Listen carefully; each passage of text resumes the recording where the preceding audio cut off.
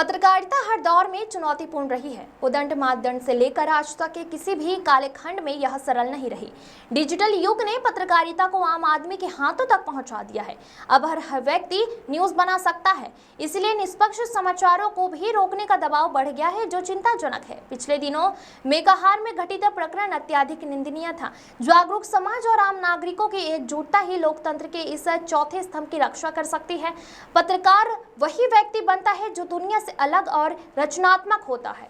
लोकतंत्र में पत्रकारों की भूमिका महत्वपूर्ण है। सजग और चौकस रहकर विश्वसनीय खबरों को देना आवश्यक है। इलेक्ट्रॉनिक चैनलों के बावजूद अखबारों की प्रसार संख्या में जारी वृद्धि से सिद्ध होता है कि पढ़ना भारतीयों के डीएनए में शामिल है। मीडिया की विश्वसनीयता को बचाए और बनाए रखना हम सबका दायित्व है।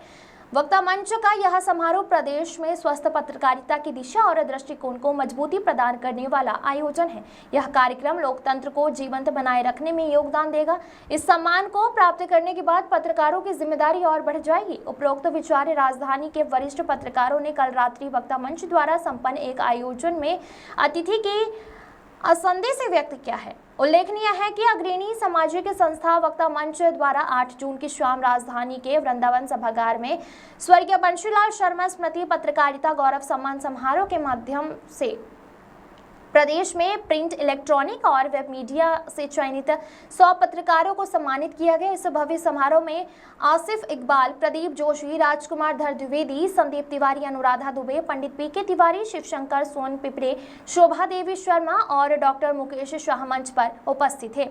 अतिथियों ने लोकतंत्र का चौथा स्तंभ, संभावनाएं और चुनौतियां विषय पर परिचर्चा में अपनी बातें रखी। आरंभ में आयोजक शोभा देवी ने कार्यक्रम की रूपरेखा बनाते हुए जानकारी दी। स्वर्गीय बंशीलाल शर्मा जी स्मृति को अकुशल बनाए रखने के लिए परिजनों द्वारा वक्ता मंच के माध्यम से जन सरोकार से जुड़े विविध आयोजन किए जाते हैं। सम्मानित हो रहे वक्ता मंच के संयोजक शुभम साहू द्वारा प्रस्तुत आभार प्रदर्शन के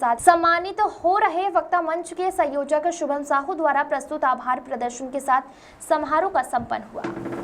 एडिट होते फिर हम पृष्ठ सजाते और पढ़ने वाले जब सोते हैं तब हम न्यूज छपाते और सुबह बांटने वाले सारे, ये बहुत महत्वपूर्ण सिस्टम है जो सवेरे बांटता है। सुबह बांटने वाले सारे पेपर लेने आते और बहा पसीना दूर दूर वे प्रतिदिन दौड़े जाते।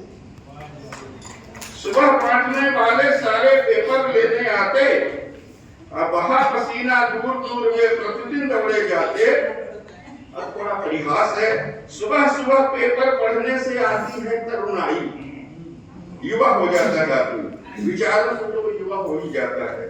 सुबह सुबह पेपर पढ़ने से आती है तरुणाई और चले साथ में चाय समोसा भजिया पोहा भाई, चाय भी रहता है। सुबह सुबह पेपर पढ़ने से आती है तरुणाई, चले साथ में चाय समोसा भजिया पोहा भाई। नेता पढ़ते, अफसर पढ़ते पढ़ते बाबू सारे, चपरासी भी पढ़ लेते हैं बैठे ढाले द्वारे। इतनी अच्छी, इतनी बेहतरीन फूलों की क्यारियां सजाई हैं, फूलों विभिन्न विभिन्न तरह के फूल बिखेरे हैं। निश्चित तौर पर आप सबको अच्छा लगा होगा। मंच पर बैठे हमारे सभी कलमकार,